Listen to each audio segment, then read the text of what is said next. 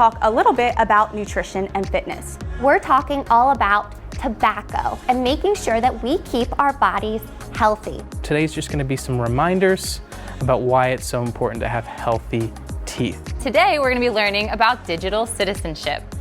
Byrnes Health Education is 25 years old, or as I like to say, we're celebrating a quarter century of service, educating and inspiring people of all ages to make healthy decisions. And of course, all of this was born from the dream of our founder, Susan P. Byrnes, who wanted to create a health education center in her hometown of York, Pennsylvania. Over 25 years, things have evolved tremendously. We are expanding way farther than what started as just these walls. You know, we're going out into schools, we're webcasting, we have our e-learning platform. What has not changed in these 25 years are the teaching exhibits that are in these rooms. How do we reinvent ourselves? How do we refresh? How do we make a dynamic shift that's going to carry us well into the future? About 2 years ago, we began this process. Our goal was to find the firm that got our vision and that was able to translate our curriculum into interactive, multidimensional, dynamic learning spaces. We found that team. We are working with Trivium Interactive of Boston, Massachusetts. We went through and we looked at the theaters and we watched some of the classes that they do. And it really helped us understand how different this place was, how amazing their approach is. Being here for the past 5 years, I've seen the changes in only 5 years, especially with technology. The Byrnes Center has multiple what they call theaters, which is where their educators teach the kids when they come to visit. There are 5 of them. Each theater is designed to focus on a different area of health education. However, in recent years, the scope of program development has expanded beyond the focus of the original 5 theaters. Do you think it's important to eat healthy foods and exercise every day? Can you give me a 2 thumbs up if you agree? We'll hear things. We'll hear teachers say, you know, we really need to talk about X, Y, or Z.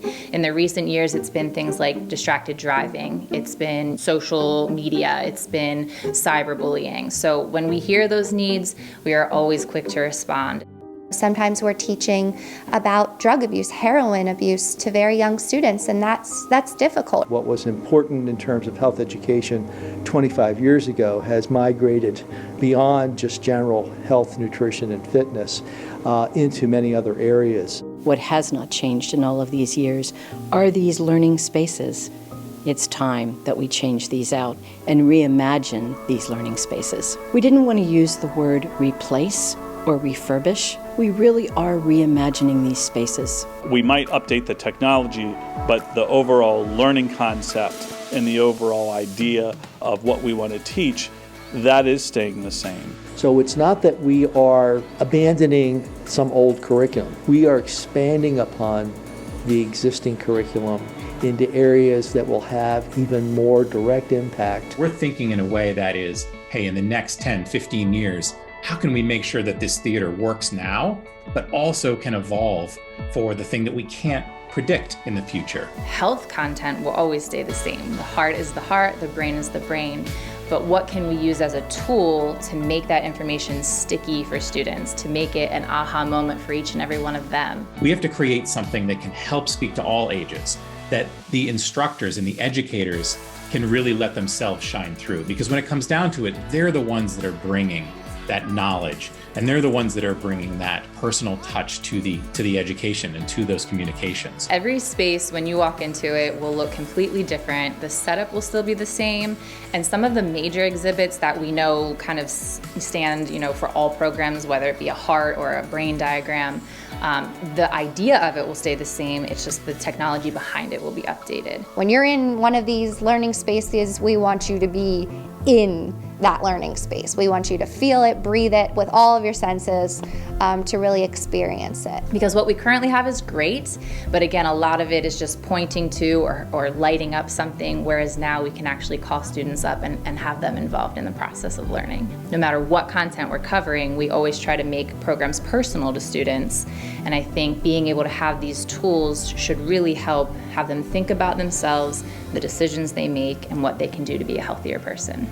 And with this new technology, the capacity that the center will have to reach out and touch even more people will be significant. Today the center is in 17 states across the country, 4 provinces in Canada, and the potential for the center to continue to grow in terms of its virtual presence is unlimited.